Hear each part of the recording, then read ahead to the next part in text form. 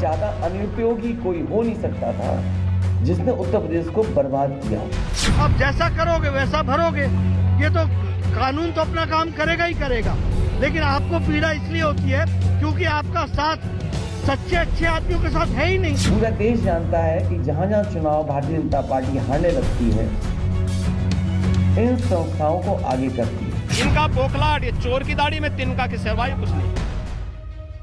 प्रदेश में होने वाले विधानसभा चुनाव 2022 में वोटर्स को अपने खेमे में लाने के लिए भारतीय जनता पार्टी ने हर संभव कोशिश शुरू कर दी है।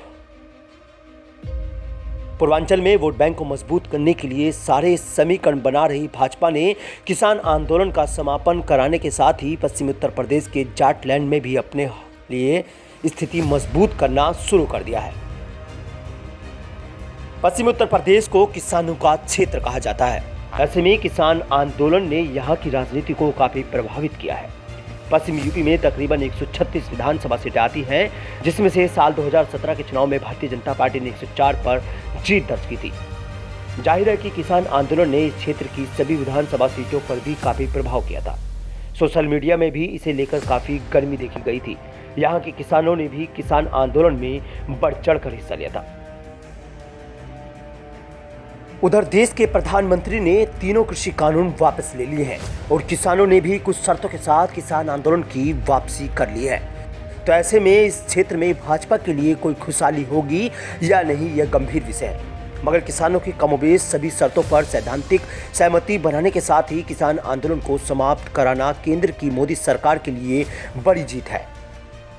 इस बारे में यूपी की राजनीति को लंबे समय से कवर करते आ रहे वरिष्ठ पत्रकार कहते हैं कि यह कहना पश्चिमी यूपी को भाजपा की जीत हो चुकी है जल्दबाजी होगी, क्योंकि किसानों का यह आंदोलन अभी कुछ समय के लिए थमा है, यह पूरी तरह बंद हो चुका है, यह कहना जल्दबाजी होगी।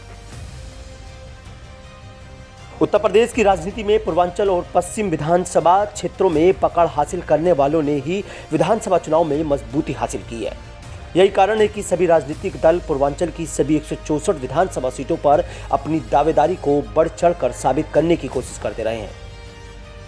पूर्वांचल में करीब 28 जिले आते हैं, जिनमें वाराणसी, जौनपुर, भदोही, मिर्जापुर, बहराइच, सोनभद्र, प्रयागराज, गोरखपुर, कुशीनगर, देवरिया, महाराजगंज, संत कबीर नगर, बस्ती, बलिया, सिद्धार्थनगर, चंदौली, अयोध्या, बलरामपुर जिले शामिल है। इन सभी विधानसभा सीटों ने हमेशा ही यूपी की राजनीति को किनारे तक पार लगाया है। बता दें कि पूर्वांचल को जीतने के लिए सीएम योगी आदित्यनाथ व प्रधानमंत्री मोदी पुरजोर कोशिश कर रहे हैं और यही वजह है कि राजनीतिक पंडित भी मानकर चल रहे हैं कि किसान आंदोलन की आज पूर्वांचल में कोई खास असर नहीं पड़ने वाला है। यहाँ ये जानना भी जरूरी होगा कि भाजपा को साल 2017 के चुनाव में पूर्वांचल में करीब 115 सीटों पर जीत मिली थी। वहीं समाजवादी पार्टी को 17 सीटों पर, जबकि बसपा को 14 सीटों पर जीत मिली थी। कांग्रेस को 2 जबकि अन्य के खाते में 16 सीटें गई थी। भाजपा की पूरी कोशिश है कि वह इस साल 2022 के विधानसभा चुनाव में भी इसी तरह से परिणामों को हासिल करे। यही कारण है कि बीते कुछ दिनों से पूर्वी यूपी को पूर्वांचल एक्सप्रेसवे, गोरखपुर एम्स और हजारों करोड़ों की परियोजनाओं की सौगात दी गई है। लेकिन इसका कितना फायदा मिलेगा, ये तो 2022 में ही पता लग पाएगा। Bureau report, news 18।